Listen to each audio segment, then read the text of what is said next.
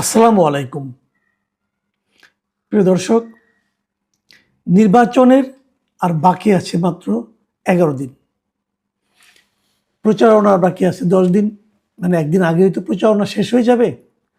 তো এই অবস্থায় এসে আমরা বিগত নির্বাচনগুলোতে যেরকম একটা চেহারা দেখতাম, যে নির্বাচন নিয়ে মাঠে ঘাটে, চায়ের দোকানে, গলিতে, হ্যাঁ, যে মানুষের মধ্যে ব্যাপক আলোচনা নির্বাচন নিয়ে, কে জিতবে, কে হারবে, কে সরকার গঠন করবে, এরকম তেমন কিছু কিন্তু আমার চোখে পড়ছে না। আপনাদের চোখে পড়ছে কিনা আমি জানি না। আপনারা যদি মন্তব্যে জানান আমাকে, তাহলে সেটা আমাদের জন্য উপকার হবে। আমরা সেই মন্তব্যের আলোকে পরবর্তীতে আলোচনা করতে পারবো। আমি বিভিন্ন জায়গায় বিভিন্ন জনের সঙ্গে কথা বলেছি, সবাই একই কথা, এই দেশে একটা জাতীয় নির্বাচন হচ্ছে। আমাদের এখানে তো শেখ হাসিনার আমলে গত 15 বছর আমরা দেখেছি, উনি তো নির্বাচন ব্যবস্থাটাকে ধ্বংস করে দিয়েছিলেন। এবং তারপরে এমন একটা নির্বাচন আমরা পাচ্ছি, যে নির্বাচনে দেশের ম্যাক্সিমাম মানুষ চাইলেই ভোট দিতে পারবে। এবং এরকম একটা নির্বাচনের আগে যেরকম উৎসাহ উদ্দীপনা দেখার কথা ছিল, দেখতে পারার কথা ছিল, তাকে আমরা দেখতে পাচ্ছি? সেটা আমার মনে হয় পাচ্ছি না। কেন পাচ্ছি না? কেন নির্বাচন নিয়ে মানুষের মধ্যে আগ্রহ নেই? কেন উৎসাহ নেই? কেন কৌতূহল নেই যে কে জিতবে, কে জিতবে না? কেন প্রার্থীদের মধ্যে প্রতিযোগিতা নেই যে নিজেকে যোগ্য হিসেবে প্রমাণের জন্য? আমি কিন্তু বুঝতেই পারছি না। এবং অনেকের মধ্যে উল্টো আমি এমন কথাও শুনছি, আমাকে অনেকে জিজ্ঞাসা করছেন, এখনো এই 10 দিন আগে এসেও জিজ্ঞাসা করছেন যে আসলে কি নির্বাচন হবে। এবং কাউকে কাউকে আমি এমনও বলতে শুনছি, উনি বলছেন দেখেন না 11 তারিখে কি হয়। হয়তো এসবের কোনোটাই ভিত্তি নেই। ভিত্তি আছে বলে আমি নিজেও মনে করি না। আমি দেখি না নির্বাচন না হওয়ার কোনো কারণ আমার কাছে দৃশ্যমান নয়। সরকারের দিক থেকে আমার কাছে মনে হয় সরকার যথেষ্ট আন্তরিক আছে নির্বাচনটা শেষ করার জন্য। কিন্তু তারপরও মানুষের মনে কেন এই দ্বিধা, কেন এই সংশয়, কেন এই সন্দেহ, সেটা জানি না। মানুষের মধ্যে কেন নির্বাচন নিয়ে কোনো কৌতূহল নেই, নির্বাচন নিয়ে কোনো আগ্রহ নেই, সেটা কিছুটা জানি। সেটা জানি এই কারণে যে যেখানে যেখানে নির্বাচন হচ্ছে বেশিরভাগ ক্ষেত্রেই মানুষ ধরেই নিয়েছে কি নির্বাচিত হবে, কে নির্বাচিত হবেন। এটা একটা বিষয় আছে। গ্রামাঞ্চলে আমাকে অনেকে যে কথাগুলি বলেছেন, আমি যাদের সঙ্গে কথা বলেছি, তারা আমাকে যেটা জানিয়েছেন যে নির্বাচন নিয়ে কৌতূহল নেই এই কারণে যে গ্রামের ভোটারদের মধ্যে একটা ভীতি কাজ করে। ভীতি কাজ করে মানে তারা ওপেন হতে পারছে না, যে তারা যে ওপেনলি বলবে আমি অমুককে সমর্থন করবো, অমুককে ভোট দেবো, এটা যেন তারা পারছে না। তাদের মধ্যে একটা ভয় যে যাকে আমি সমর্থন করি যদি সে ক্ষমতায় না যেয়ে অন্য দল ক্ষমতায় যায়, তাহলে আবার আমি মবের কবলে পড়বো না তো। এই ভীতিটা তাদের মধ্যে এসেছে গত 2024 সালের অগাস্টের পর থেকে। তারা দেখেছে যে বিরোধী পক্ষের বাড়িঘর ভেঙে ফেললে, বাড়িঘরে আগুন জ্বালিয়ে দিলে কেউ কিছু বলে না, আইন প্রয়োগকারী সংস্থাও কিছু বলে না। কাজে তারা মনে করে যদি আমরা আমি যার পক্ষ নেব, যদি সে বিরোধী দলে যায়, তাহলে সরকারি দলে যারা যাবে তারা যদি আমাদের বাড়ি ঘর ভেঙে আগুন দিয়ে পুড়িয়ে দেয়, তাহলে তো কেউ কিছু বলবে না। অতএব তারা চুপ করে আছে। ভোটের বাজারে এক ধরনের প্রকাশ্য আলোচনা হচ্ছে যে নির্বাচনে বিএনপি বিপুল ব্যবধানে জিতে যাবে। বিভিন্ন জরিপে সেটাই দেখা যাচ্ছে যে বিএনপি বিপুল ব্যবধানে জিতে যাবে। সর্বশেষ যে জরিপটা দেখলাম সেখানে তো ব্যবধান প্রায় অর্ধেক, মানে বিএনপির অর্ধেকের মতো অবস্থান আছে জামাত ইসলামী। মানে এটাকে তেমন কোনো প্রতিদ্বন্দ্বিতা বলা যায় না। কিন্তু তারপরেও কিছু লোক যেন বলছেন এটা তো আপনি দেখছেন, কিন্তু ভেতরে ভেতরে কিন্তু অন্য ঘটনা ঘটছে। কিছু লোক বলছেন জামাতের অনেক ভোট আছে যারা নীরব ভোট, তারা চুপচাপ যে দাঁড়িপাল্লায় ছাপ দিয়ে আসবে বলছে। কিন্তু এখন এই বলাটাকে সত্য বলা নাকি এটা এক ধরনের মনস্তাত্ত্বিক যুদ্ধ আমি বলতে পারবো না। বাট আমি শুনছি, আমাকে অনেকেই বলছেন যে চুপচাপ যে জামাত ছাপ দিয়ে আসবে। আবার কেউ কেউ আমাকে এমনও বলছেন যে এইখানে একটা বড় ধরনের ইলেকশন ইঞ্জিনিয়ারিং হবে। আমি বললাম ইঞ্জিনিয়ারিং আবার কি? ওকে ভোটের ফল গণনা করতে করতে 2 দিন 3 দিন লাগিয়ে দেবে। 3 দিন পরে যখন মানুষের আগ্রহ একটু কমে যাবে, তখন তারা একটা ফল ঘোষণা করবে। যে ফলটা ঘোষণা করবে সেরকমভাবেই ভোট পড়েছিল এটা বলা যাবে না, তাদের মতো করে ঘোষণা করবে। তার মানে প্রশাসনকে কতটা করায়ত্ত করতে পেরেছে তার উপর হয়তো ফল নির্ভর করতে পারে।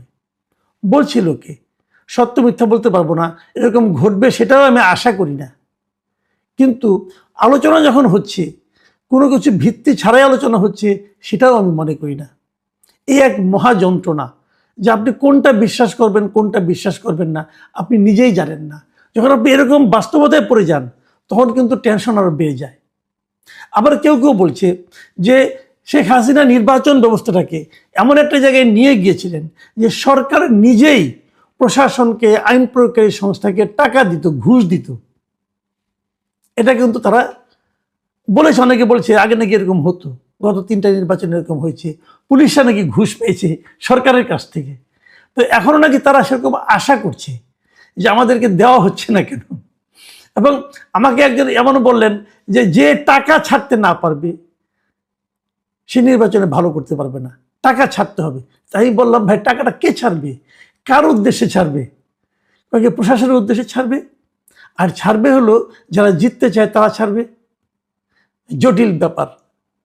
আপনারা কিছু বোঝেন কিনা আমি জানি না, কিন্তু এ ধরনের ইলেকশন ইঞ্জিনিয়ারিং হতে পারে, এ ধরনের কথাও কিন্তু আকাশে বাতাসে শোনা যাচ্ছে, দেখা যাচ্ছে। এর মধ্যে একটা জিনিস দেখলাম, আমি আরেকটা কথা বলবো, সেটা আমি একটু পরে বলতে চাই, হয়তো আজকে বলবোও না। সেটা হলো নির্বাচনের পর কি হবে, কে জিতলে কি হবে, এটা নিয়ে আমি আশা করছি কালকে আলাপ করব। এটা আগে বলে রাখলাম, ওই আলোচনা আমি এখন একটু পরে আসছি। আমি তার আগে যে জিনিসটা আসছি সেটা নিয়ে এইবার নির্বাচনে উপস্থিতির হার কেমন হবে, এই আলোচনাটা আমি বলতে চাই। কারণ মিস্টার তৌহিদ হোসেন, আমাদের পররাষ্ট্র বিষয়ক উপদেষ্টা, উনি আজকে একটা অনুষ্ঠানে বলেছেন যে এই নির্বাচনে 91 সালে যে নির্বাচনটা হয়েছিল, যে নির্বাচনে 55% ভোট পড়েছিল, 55.45%, তার চেয়ে বেশি ভোট এবার পড়বে।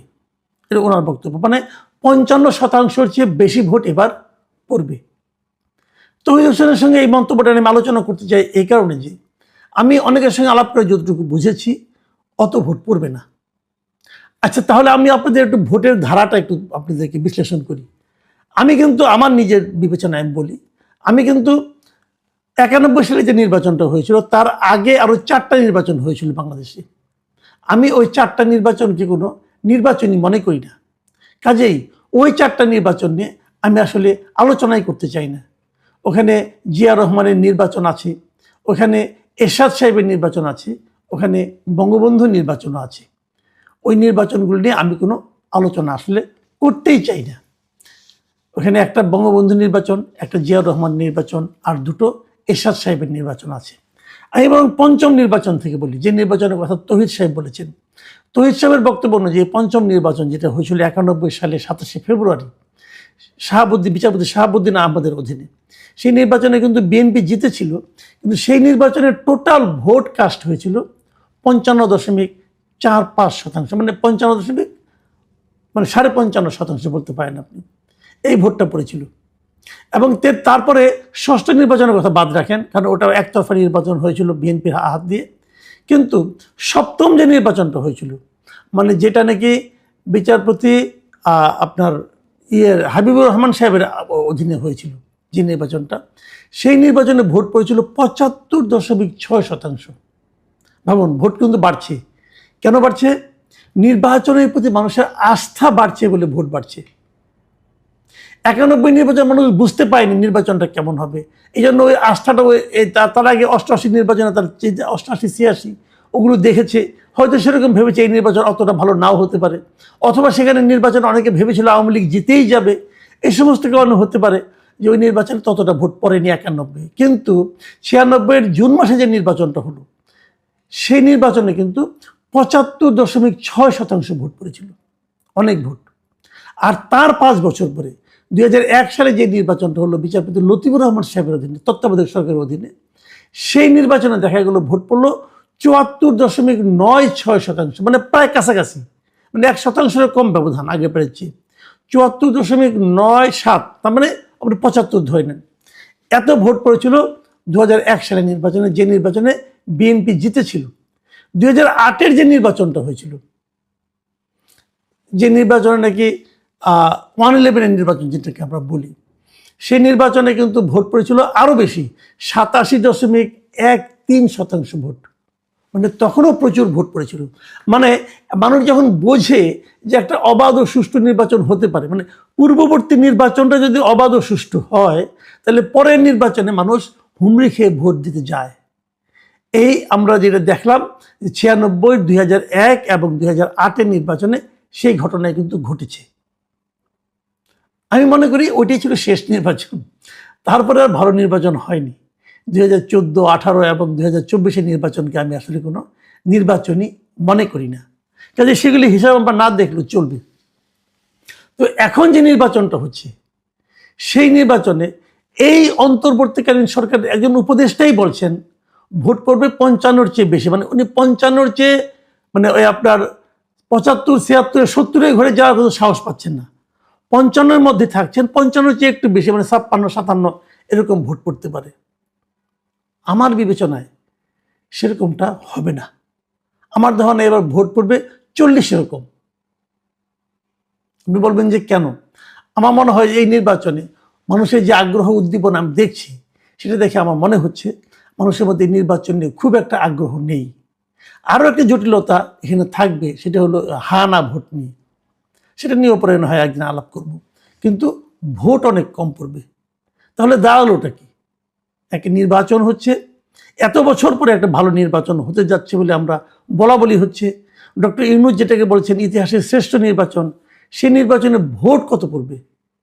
আমার ধারণা ভোট 50-এর নিচে থাকবে, 40-এর কাছাকাছি হবে, এটা আমার ধারণা।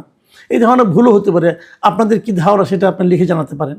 আমার ধারণা, এবং এটা হবে এই কারণে যে আমার ধারণা আওয়ামী লীগের লোকরা ভোট দিতেই যাবে না, যা যাবে অল্প যাবে। আওয়ামী লীগের যারা ভোটার আছে তাদের 60%-এর বেশি লোক হয়তো ভোট দিতে যাবে না। অথবা এই নির্বাচনে যথার্থতা নিয়ে অনেকের সন্দেহ থাকবে, অথবা অনেকে মনে করবে এই নির্বাচন যাই ভোট দিই না কেন আলটিমেটলি রেজাল্ট হবে ইঞ্জিনিয়ারিংয়ের মাধ্যমে। এই ধরনের চিন্তা অনেকের মধ্যে কাজ করতে পারে। মোদ্দা কথা, এই সরকার এবং এই নির্বাচন কমিশন সাধারণ ভোটারদের মধ্যে নির্বাচন নিয়ে কোনো আস্থা তৈরি করতে পারেননি। প্রিয় দর্শক, আজ এ পর্যন্তই। আমরা আগামী দিন চেষ্টা করব নির্বাচনের পরে কি হবে সেটা নিয়ে কিছু আলোচনা করার জন্য। আপনারা ভালো থাকবেন। এখন এ পর্যন্তই। আল্লাহ হাফেজ।